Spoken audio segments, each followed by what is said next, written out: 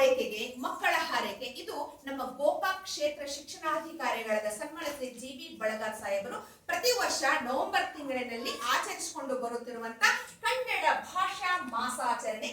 ಇದು ಬೀಸೋಕಲ್ಲಿನ ಪದ ಜನಪದ ಸಾಹಿತ್ಯದಲ್ಲಿ ಬರುವಂತ ಒಂದು ಭಾಗ. ಜನಪದ ಸಾಹಿತ್ಯ ಅದು ಹೇಗೆ ಹುಟ್ಟಿತು ಅನ್ನೋದನ್ನ ಒಂದು ಗರತಿ ಹೇಳ್ತಾಳು.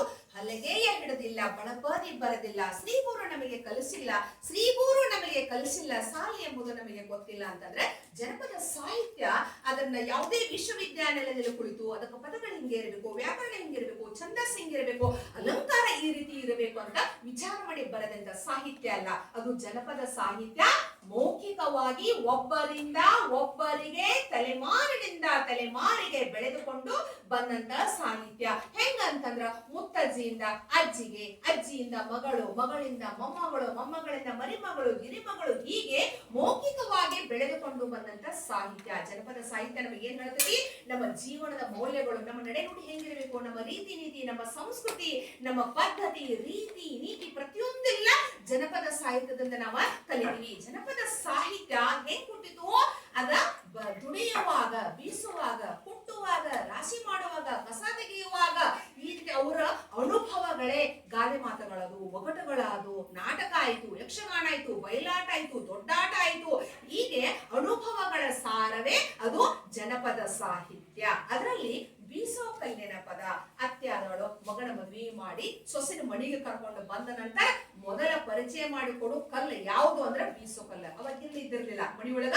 ಆವತ್ತಿನ ದಿವಸಕ್ಕ ಎಷ್ಟು ಬೇಕು, ಹಿಟ್ಟು ಎಷ್ಟು ಬೇಕು, ರೊಟ್ಟಿ ಮಾಡಕ, ನುಚ್ಚು ಮಾಡಕ ಎಷ್ಟು ಬೇಕು, ಆಮೇಲೆ ಅಂಬಲಿ ಮಾಡಕ್ ಹಿಟ್ಟು ಎಷ್ಟು ಬೇಕು ಅಂತ ಹೇಳಿ ಅಳತೆ ಮಾಡಿ ಆವತ್ತಿನ ದಿವಸಕ್ಕ ಅವತ್ತಲ್ಲಿ ಬೀಸ್ತಿದ್ರು. ಅದಕ್ಕೆ ಅತ್ಯಾದವಳು ನೋಡುವ ಸೊಸಿ, ಇನ್ನ ನಿನ್ನ ಜವಾಬ್ದಾರಿ. ನಾನೇನ್ ಮಾಡ್ತಿದ್ದಿ? ರಾತ್ರಿ ಬೀಸ್ತಿದ್ದಿ, ನಸುಕ್ನಾಗೂ ಬೀಸ್ತಿದ್ದಿ, ನಿನ್ನ ಜವಾಬ್ದಾರಿ. ಇಷ್ಟು ಜನ ಆದರೂ ಇಷ್ಟು ಸೇರಿ ರೊಟ್ಟಿ ಮಾಡಕ್ ಇಷ್ಟು ಕಾಳು ತಗೋಬೇಕು, ನುಚ್ಚು ಮಾಡಕ್ ಇಷ್ಟು ಕಾಳು ತಗೋಬೇಕಂತ ಹೇಳಿ ಅತ್ಯಾದವಳ ಸೊಸಿಗೆ ಜವಾಬ್ದಾರಿ ಕೊಡ್ತಿದ್ಲು.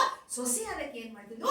ನಸುಕನಾಗದ. ನಸುಕು ಅಂತಂದ್ರೆ ಇನ್ನ ಕತ್ತರ್ತೈತಿ, ಬೆಳಕು ಸ್ವಲ್ಪ ಹರಿತಿರ್ತೈತಿ, ಪ್ರಶಾಂತ ವಾತಾವರಣ, ಚಿಲಿಪಿಲಿ ಚಿಲಿಪಿಲಿ, ಆಮೇಲೆ ಶಬ್ದಗಳು, ಆಮೇಲೆ ಕೈ ಬಳೆ ಶಬ್ದ, ಬೀಸೋಕಲ್ಲಿನ ಗರ್ರ ಅನ್ನುವಂತ ಶಬ್ದದೊಂದಿಗೆ ಬೀಸಾಕ್ ಹಾಡ್ಕೋತ ಬೀಸಾಕತ್ಲಂದ್ರ ಏನಾಗ್ತಿತ್ತು?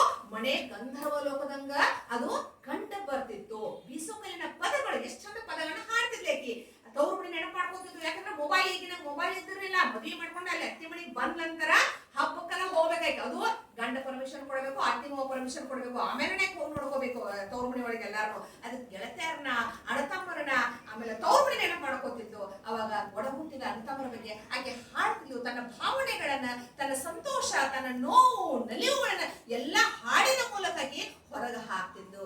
ಇವ ಯಾವೂರ ಮುತ್ತುಗಾರ, ಇವ ಯಾವೂರ ಮುತ್ತುಗಾರ, ಮುಂದಿನ ಹಳ್ಳಿ ಸುಬೇಗಾರ, ನನ್ನ ತಮ್ಮ ದೊರೆಯು ಸರದಾರ, ಯವ್ವ ಯಾವೂರ ಮುತ್ತುಗಾರ, ಬೆಳ್ಳನೆ ಎರಡೆತ್ತು ಬೆಳ್ಳಿಯ ಬರಕೋಲು, ನನ್ನ ತಮ್ಮ ದೊರೆಯು ಬರುವಾಗ, ಯವ್ವ ಯಾವೂರ ಮುತ್ತುಗಾರ.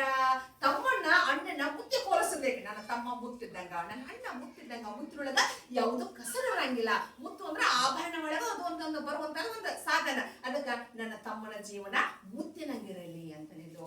ಆಮೇಲೆ ತವ್ರ ಮಣಿ ನೆನಪು ಮಾಡ್ಕೋತಿದ್ಲು. ಹಾಲುಂಡ ತವರಿಗೆ ಏನೆಂದು ಹಾಡಲಿ, ಹೊಳೆದಂಡೆಯಲ್ಲಿರುವ ಕರಕೀಯ, ಹೊಳೆದಂಡೆಯಲ್ಲಿರುವ ಕರಕೀಯ ಪುಡಿ ಹಂಗ ಹಬ್ಬಲಿ ಅವರ ರಸಬಳ್ಳಿ. ತವ್ರ ಮಣಿ ಕರಿಕಿಯ ಪುಡಿಗ ಕರಿಕಿ ನಾವು ಮುಂದೆ ಅದನ್ನ ಕತ್ತರಿಸ್ಕೋತ ಹೋದಂಗ ಅದ ಮತ್ತೆ ಹಿಂದೆ ಚಿಗಿಕೋತ ಬರ್ತದೆ. ಹಂಗ ನನ್ನ ತವ್ರ ಮಣಿ ವಂಶ ಅದ ಕರಿಕಿ ಪುಡಿಯಂಗ ಅದ ಚಿಗಿಲಿ ಹಬ್ಬಲಿ ಅಂತ ತವ್ರ ಮಣಿಯನ್ನ ನೆನಪು ಮಾಡ್ಕೋತಿದ್ದು. ಆಮೇಲೆ ಎಲ್ಲ ಬೀಸೋದು ಮುಗಿದ ನಂತರ ಆಕೆ ಏನ್ ಮಾಡ್ತಿದ್ದು? ಕಲ್ಲು ಬೀಸೋ ಕಲ್ಲು ಮಾಡಿಕೊಟ್ಟವ್ರು ನೆನೆಸಿದ್ದು. ಕಲ್ಲು ಕೊಟ್ಟಮ್ಮಗೆ ಎಲ್ಲಾ ಭಾಗ್ಯವು ಬರಲಿ, ಪಲ್ಲಕ್ಕಿ ಮೇಲೆ ಮಗ ಬರಲಿ, ಪಲ್ಲಕ್ಕಿ ಮೇಲೆ ಮಗ ಬರಲಿ, ಆ ಮನೆಗೆ ಮಲ್ಲಿಗೆ ಮುಡಿಯೋ ಸೊಸಿ ಬರಲಿ, ಮಲ್ಲಿಗೆ ಮುಡಿಯೋ ಸೊಸಿ ಬರಲಿ ಅಂತ ಇವೆಲ್ಲ ಹಾಡಿದ ಹಾಡುಗಳೆಲ್ಲ ಯಾವ ಅಂತಂದ್ರ ಬೀಸೋಕಲ್ಲಿನ ಪದಗಳು. ಇದು ಜನಪದ ಸಾಹಿತ್ಯದಲ್ಲಿ ಬರುವಂತ ಒಂದು ಭಾಗ. ಬಳಗಾರ್ ಸಾಹೇಬರಿಗೆ ತುಂಬಾ ಧನ್ಯವಾದಗಳು. ಯಾಕಂದ್ರೆ ಜನಪದ ಸಾಹಿತ್ಯವನ್ನ ನನ್ನನ್ನ ಓದಿಸಲು ಆಸಕ್ತಿ ಹುಟ್ಟಿಸುವಂತ ಒಂದು ಕಾರ್ಯಕ್ರಮ.